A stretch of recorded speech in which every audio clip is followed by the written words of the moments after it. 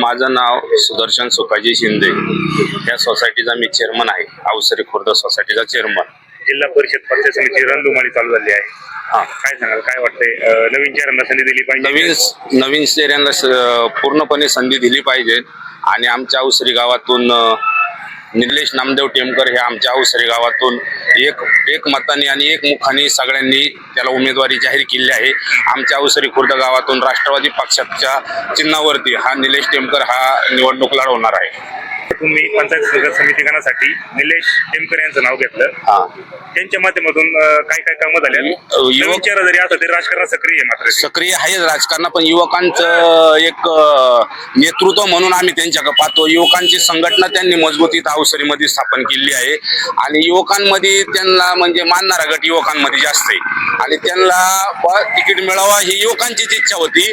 आणि त्यांनी ते साहेबांनी तिकीट त्यांना देऊन म्हणजे त्यांचं फायनल तिकीट झाल्याच जमा आहे. त्यांना तिकीट देऊन एक साहेबांनी एक युवकांमध्ये प्रेरणा निर्माण केली आमच्या.